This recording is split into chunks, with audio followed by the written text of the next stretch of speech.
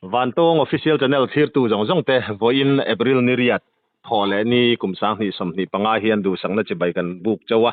kan riat thewangin kan thenom Manipur state lamka Churachampura kan zona thak unau te khosakna munania tunlai hian ui a hri nasatak main aleng nia soi ania hei hian Mizoram chungpo atiral khelmeka district 10 khata phechon district magistrate DC10 khuwa khirna dan khautak te pon han siam ania ti chuan tun tuma hian enge lamka chuan thil thlen dan he ui a hria wanga an buaina to mek tele Mizoram lam atang te po in khalaya khan lo in ven dan tangkaina a om theyangem hanti angchi te khangte stiang zoka an din mun te feturin Dr. Zamlian thanga u thangboya district veterinary office lamka veterinary officer kan bedon ani kapuchi baile chi baile ka Churachanpur lamka lam ui a hria wangin in buai hle mai ti kan lo hria a zoram chung le zoram pon zofa zong ten kan hlede uvek to in alanga khalaya kha in din mun chiang tak akha ati ratanga kha ui a hri na ati buai dan chaule voin ni thenga kha case in nei mek in din hunakha honga in detail da hlekin min thil thayem ale ka sia ta ron so yang mo tun din munai chuan mi pathum boral kan nei to amaro 200% fakin hei rabis wanga ni kan ti lo nai rabis chuan ni thawa mo chu na hian kan riat sinai chuan in hospital record a ei January atanga tun thleng yan za mi za sari som nga borvel hi ui se wanga in report anom ti ne ma sek natina ka soyang khan ui se ti zong hi rabi san ni ti na ni chuang lawa maro chumi an fim khur chuan anin report wat zela ka khani maya chuwang chon ti ai tu tuna tu kon chuang lawa chuan tunna ya khanin hemi mithi omna veng anti new zo veng antia chumi a chuanin i containment area in ti khan DC lamatangin tupuan an ron neya chuan house to house visit ten kan kalamo chuan hemi zo new zo veng kan ti hianin mi pakhat thi kha chu an mani khwale ale an mani in le lo om nge nia chuan pakhat po mi pat thawania chu po chu new zo veng in ne nia maro chu an khwata kha chu thingkang lampang mun tang dai nia itu chuan manin house to house visit kan vakal po khanin ke mani khwale tui ni ma sela heta khosa ni lawa thingkang lama manian tian tangklata a om thawa le lama chuanin damlo tir khanin suang phu mun an ti atang khan singa subdivision atanga dairika hospital aronin an tir ne wang khan chuwang chuanin ama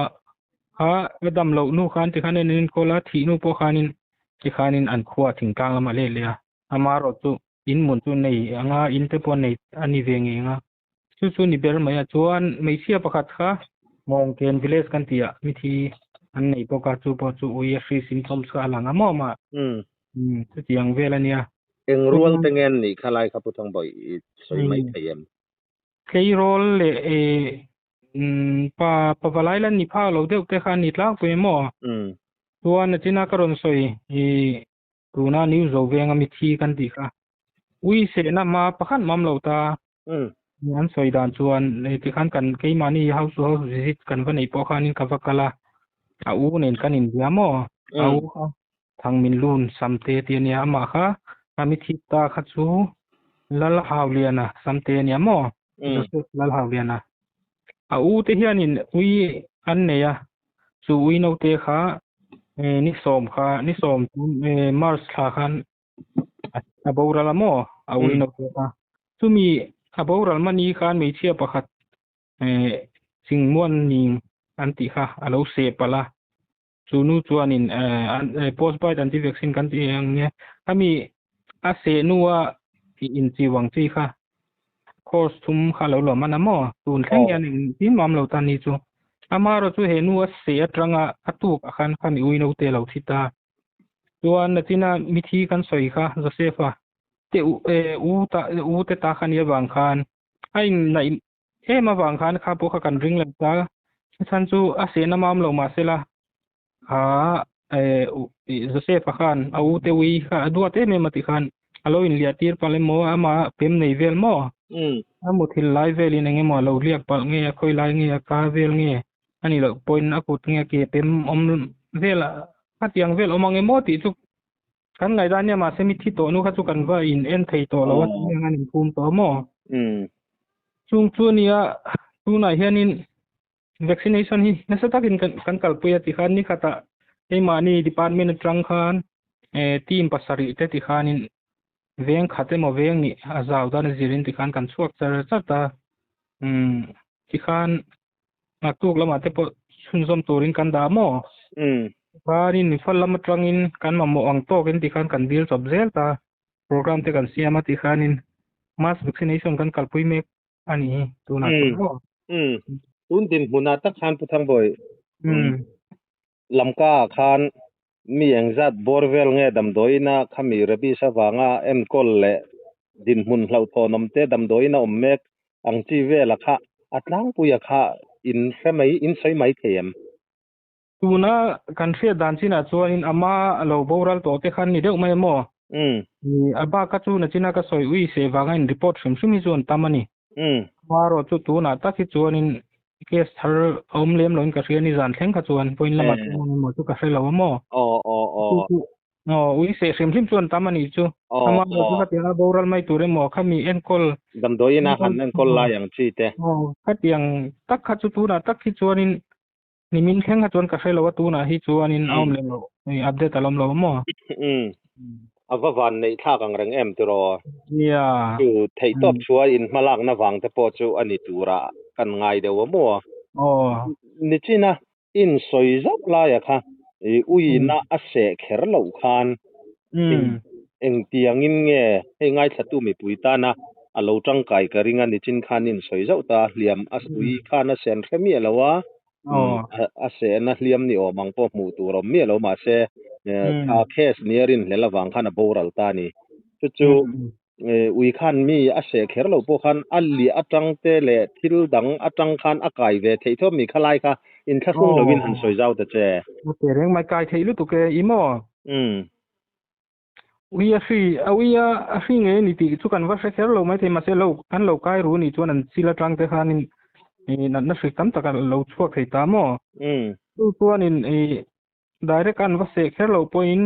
an pememo in liam ma te om chuan emo fresh kat kan ti mo hatianga te ni lo chuan mucous membrane kan ti mi ta tang te po ni thowa ka tang te po ni thowa lu thei tho ni chu mo en tianan tu na ui khai lo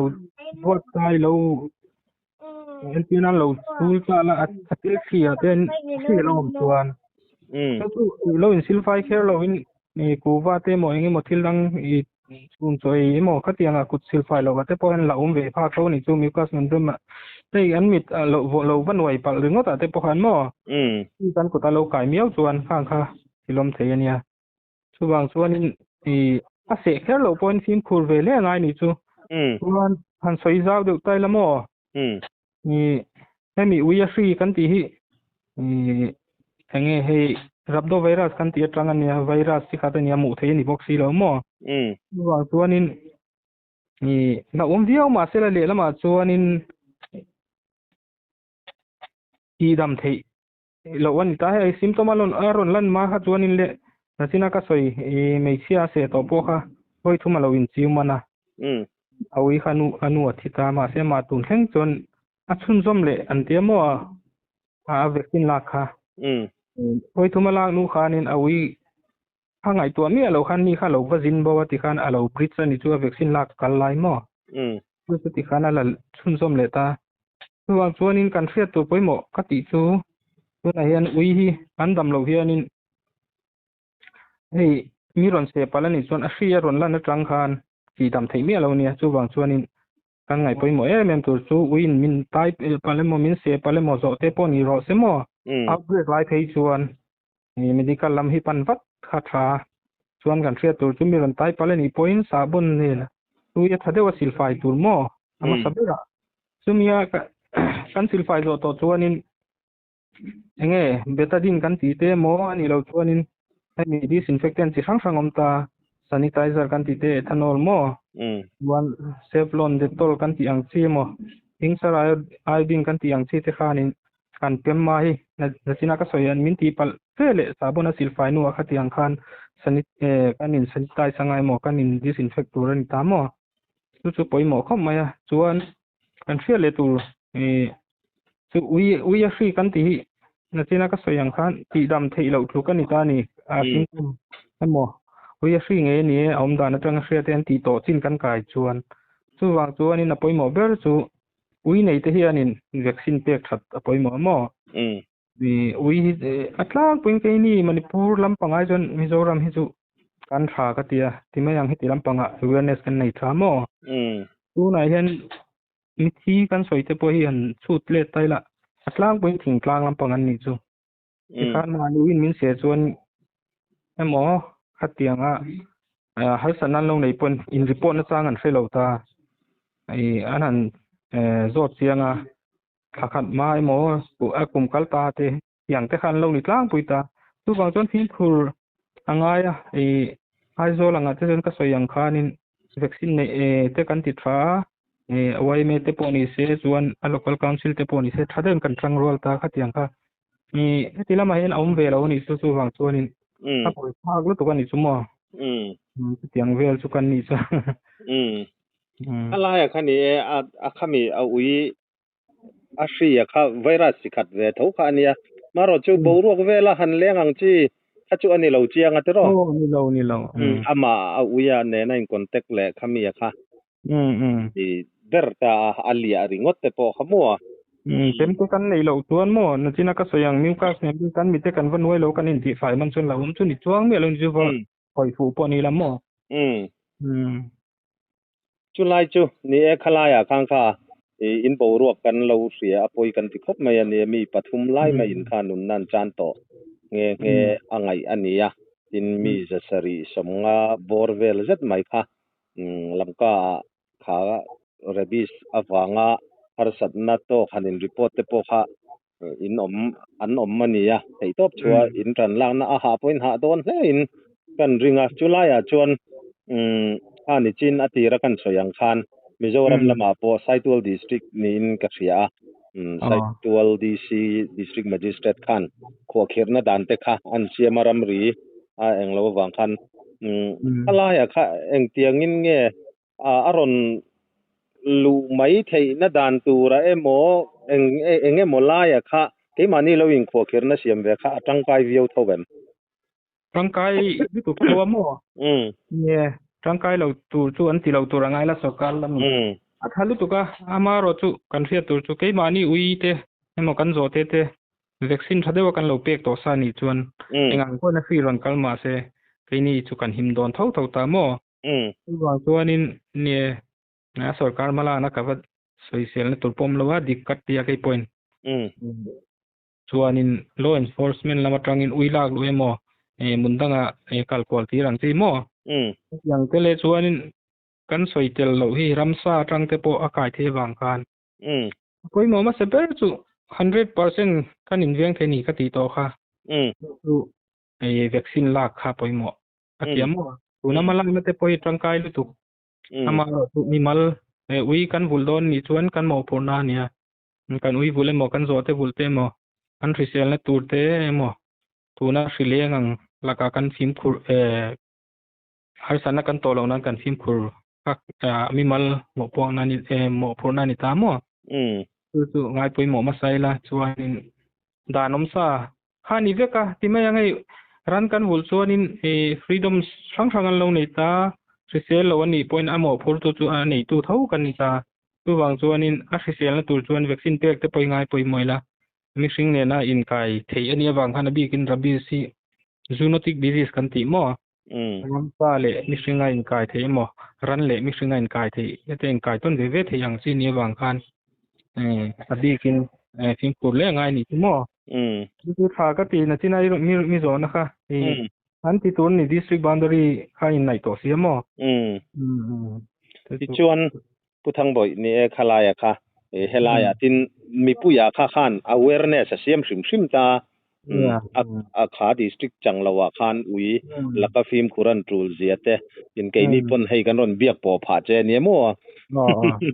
คลายกันตูนะอินดินมุนค่าลำกาจุรจามปูงอรงอร์เดวค่าอัลลันนิริเอมจุรจามปูปอนลำกะปอนลำคันเคสเสียดเอาแม่นเคสสักคัตุตูนะกันนตินะกะรอนสอยตัวอังคานินมิธีปนิอัตลาปุนตูนะมิธีเฮาวิโมปนิไม่เสียปะคัลมีปาคัตุถิงกลางลำปังอันนิตาอูนานตินะอาเสนะมามโลกันติโซคัตุเอตานิวโซเวงลำกาลำกาตาวเนเรียติไม่ยังซิตี้เอเรียนิตาโมดูบางส่วนถิงกลางลำปังอันนี้มาโซสุชันสุสอยังคานินนตินะก็สอยังคานรัมซาติเนนะอินเสียเปียนนี่บางคานโมบากไงอันไงทัดเรานะปนนี่เราอันนี้ไม่ก็ติคันมานี่วิปนมีเราเสปัลตาเสกันวิติคันกันขารันตาถิงกลางอะแต่ส่วนรัมซาติเนนั้นเราอินpol breeding season at point lo pol te ponam ta hai canine family ate feature mo at yang an ya wang khanin na china mi zona ang khan lamka ngor ani lo ni chu athing tlang lam pang chu atam jok tura nga yan ni line in report na chang an felo wa kha an tor pha ta lamka mi te chu hei na china kan soi sar som nga don an velani ta district hospital in report mo ta chuanin district hospital in report kan teu kha ui se na ran hi za som puwa pakwa te poni mai theini te mangai dan na chuan mo chu wang chuan ui la o mani chuang lo wanga amaro chu min awareness kho puya chuan lo ni ewang khan ni na chang an rianin damloi na ten vain report bata tuna po lamka hi kan be fak na chan kha dc na du ang khan hospital kalula khata khan ke sengzat nge in report hami mi singa dog bite case ang khan atam je na tangin tran ro vaccine khan atia bang khan mo ni chuan mani thu chu ni se the administration lampang ron in ro chu ni se thingtlang lama tanga ti tan te kha kan du dan ne ma se na thil thajok tura kan ngai thawa tu nan ti dan po hi than chu hospital record kan en tlat miao chun ai enge thingtlang lampang chuan lo ni report lo ka ti to khamo chu wang chuan an buai nuwa beidon nuwa ti me angan not kal chau ta chu ya chuanin ani la han vaccine la thei tian thria ni vai report jung ta chu wang chuanin khopui lampang ha chu ngai toimo rual viau in thingtlang lampang hi ril ruwa han lang ve thini chuma an ni lu tukang chung bor ve chuni ole ka abeng warta khop maya ne tuna in soyang khan lamka district hospital in report lo po kha enge mozat kha rabies ka inoya problem ne ya kha anom thei ve tho maya ti ro tun tan sang khom mai an po ni se lakha report fel fai khatak main e hun buai takkara min han pe a kan lom tak mewa kan channel lo ngai thatu te pon an hlok pui kan ring khalaya khan enge mo han soi mai emo ani lo po in anu kharna na han soi le du te inayem ani imo kan soi ang khanin si ai ngot turani lo ka ti me ya ui nei tu te le tuna isoina district well Mizoram ma poni semo khatianga how to ten til anti chuanin zom framila chuanin kas nachina ka soyang khanin ma ni ran hulani chuan ma ni mo phona kan nei ti hriaila mo to poi mo ber midang tan nok sak ni lola ke mani tan vek atangkai don an kina tu le fa ni te tan phi chuan mo tiang chuanin ui te zo te hi rabies vaccine hemi tuna nanna kan soi rabies ani wanghan hemi bi ka karon soyanga rabies vaccine hi chiu fram turania tu lo ti ve vek theila du thu samani tang chu bi wak tur pom chuang lo hei mi kan sing to mo kan google la hen thileng ti mom to amaro tu ni thing tlang lam pang de la selo te anom chuan